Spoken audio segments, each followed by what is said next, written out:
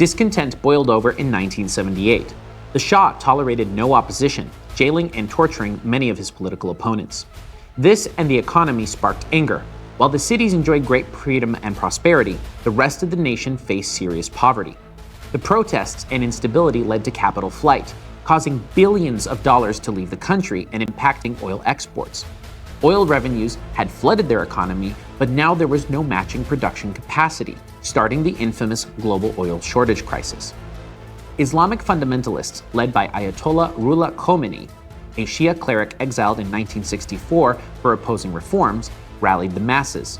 From Paris, Khomeini smuggled cassette tapes into Iran preaching revolution, blending anti-imperialism with calls for an Islamic state.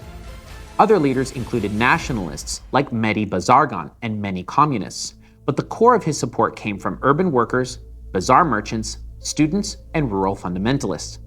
Protests swelled, with strikes halting oil production, exports plummeted, further crippling the economy. The US urged the Shah to reform, but didn't back revolutionaries directly. President Carter's human rights push pressured restraint, but as chaos mounted, the Shah fled the country in January of 1979. Khomeini returned victoriously, to crowds of millions, establishing the Islamic Republic. Post-revolution, Western relations crumbled. In November of 1979, fundamentalist students stormed the US embassy in Tehran, seizing 52 Americans as hostages. They accused the US of plotting the Shah's return, especially after America admitted him into the country, though it had only been for cancer treatment. This crisis dragged on 444 days, with failed negotiations and a botched US rescue attempt on April 1980 that killed 8 servicemen. It humiliated Carter, contributing to his 1980 election loss.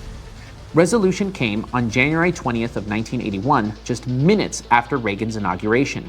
Via the Algiers Accords, Iran released the hostages in exchange for the US unfreezing of $8 billion in assets and promises of non-interference. The new regime's ideology fused Shia Islam with revolution. Central is eschatology, their belief in the end times. In Twelver Shia faith, dominant in Iran, the 12th Imam, or Mahdi, vanished centuries ago and will return as a messiah to bring justice, defeating evil. Hardliners like Khomeini claim the Mahdi won't appear until Israel falls, framing anti-Zionism as divine duty. Israel, who was once a partner, became the little Satan in Khomeini's rhetoric.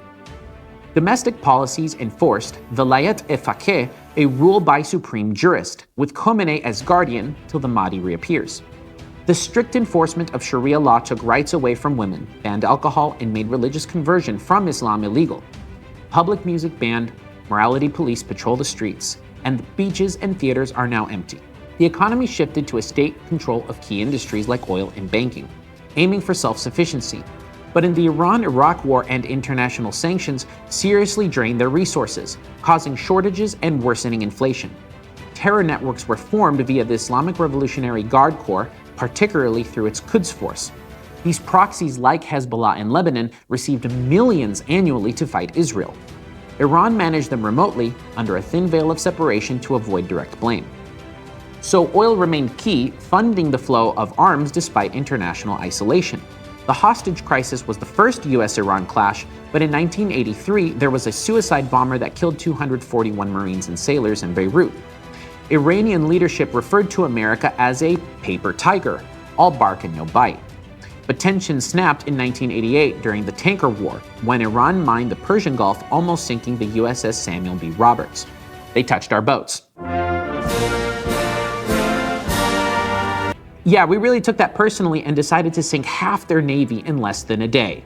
From military.com, and I quote, "Then on April 18, 1988, the US Navy destroyed 2 Iranian oil platforms, sunk 1 frigate and a missile boat, crippled a 2nd frigate, destroyed at least 3 armed speedboats, and drove off Iranian F-4 Phantom jets with missile fire in just a few hours." Just don't touch our boats, okay? Ask Britain, Tripoli, Germany, Japan, and Vietnam how that went. Don't do it! Don't do it! The revolution birthed a theocracy intent on exporting its ideology through the funding of Shia militias abroad, training fighters and broadcasting propaganda to spread Islamic governance. Ali Khamenei became the next supreme leader of Iran in 1989, viewing the destruction of Israel and the West as a religious mission to prepare for the Mahdi's return, putting Iran on an inevitable path towards conflict once again with the United States.